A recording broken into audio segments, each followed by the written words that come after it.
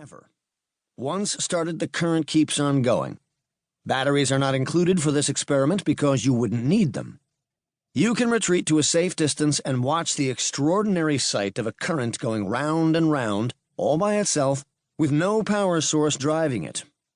This looks like perpetual motion, a concept which down through the ages is normally associated with fools and charlatans.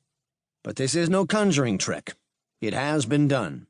People have set electrical currents going round and round superconducting coils for years, and even decades, and with no source of power the currents keep going all by themselves for as long as anyone can be bothered to do the experiment. Superconductivity is a phenomenon that simply did not exist before the 20th century. There was no hint or sign, and barely any suspicion that such a thing might be possible. Yet, as we shall see, the seeds of the discovery of superconductivity were planted early in the 19th century. Once superconductivity was discovered, it would take nearly half a century for a satisfactory theory explaining it to be developed, and the succeeding half a century would throw up surprising experimental puzzles, which would show that our understanding of the effect is far from complete. Nevertheless, these coils of superconducting wire which carry electrical currents all by themselves are used daily in MRI, magnetic resonance imaging, scanners in hospitals throughout the world, and in the maglev trains in Japan. Superconductivity actually works, and earns its living every day of the year. To see how superconductivity is fundamentally different from normal behavior, consider the following. When a wire carries an electrical current, it gets hot, an effect known as Joule heating, named in honor of the 19th century Lancashire brewer-turned-scientist James Prescott Joule, who discovered it. The effect is normally small, but in a fuse, the heat generated by a large unwanted current causes the fuse wire to melt and break the circuit. Fuse breaking is a dramatic effect, but all wires would act like fuses if they were thin enough. Wires have to be made sufficiently thick so that the heating due to the current which they carry is small enough so that they don't melt and break. Why do wires heat up when they carry current?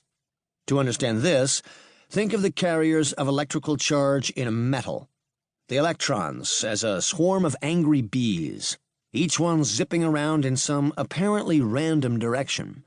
Driving a current is like trying to gently waft the swarm in a particular direction by subjecting them to a breeze, so that even though each bee is rushing back and forth at great speed, the swarm as a whole drifts along with the breeze.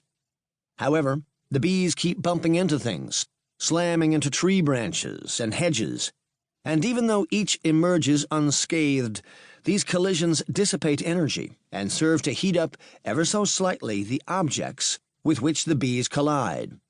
It is this transfer of energy from the cloud of electrons into the surrounding atoms that means that a lot of the Earth's precious energy is wasted in heating up the miles of power cables that crisscross our cities and connect them to power stations. These collisions are responsible for heating up the elements in our kettles and the wires in our toasters, applications in which the heating effect is put to good use. But in power cables, the Joule heating is just a waste of energy. However, in superconductors, the Joule heating is entirely absent.